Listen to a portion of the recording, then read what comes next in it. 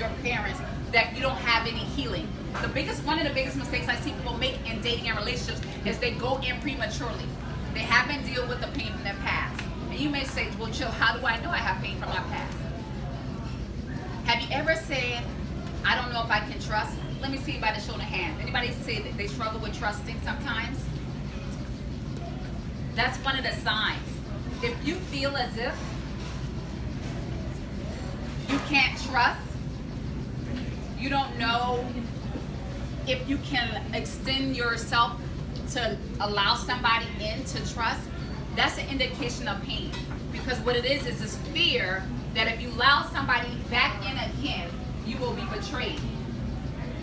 But when you learn that you don't give trust out like you a trust dealer, right?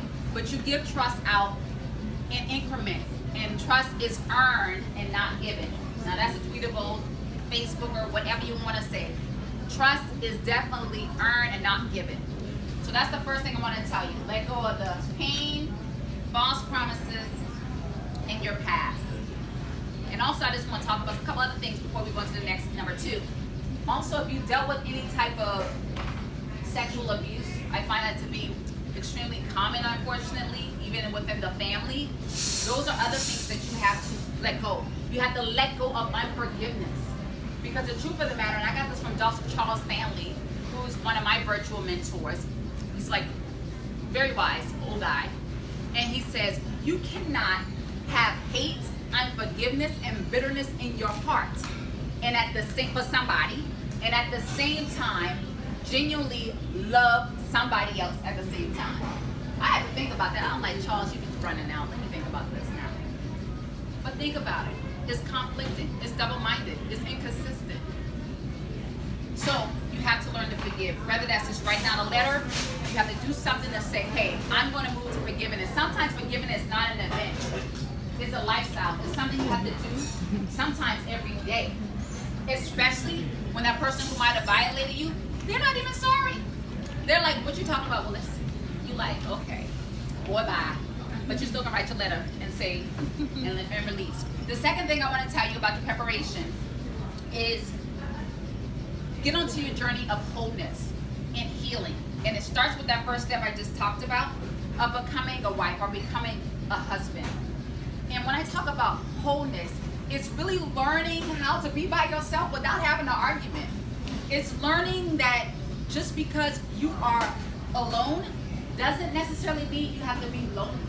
And just because you're in a crowded room don't mean that you have company. It's learning really, how do I sit with myself? How do I sit with my thoughts? Who am I? And really getting in tune with yourself and saying, I'm okay, I'm gonna be okay. And understanding that all you need in this world is just you and God. And everything else is just extra. And that as long as it's you and God, you're good. And being whole and complete and not having that urge to be with somebody. Now don't get it twisted, it's a natural feeling, right? It's a natural, God created us to be relational. We were created from the ribs of a man. And in that, we crave to be in relationships. However, I always encourage you to not allow yourself to be starved for emotional affection and attention. Somehow we've learned over our life that we get all of our love and affection from a man or from a woman or from somebody of the opposite sex. But how many of you know that you can have emotional support from a girlfriend and no homo? Like we just hanging out and being cool and learning how to operate that. Sometimes you'll hear people say dating yourself. If that's what you want to call it that. I just like to say, I'm just going to go to Red Lobster, read my book, and hang out. Just me and myself and I, like he says, right? And going from there.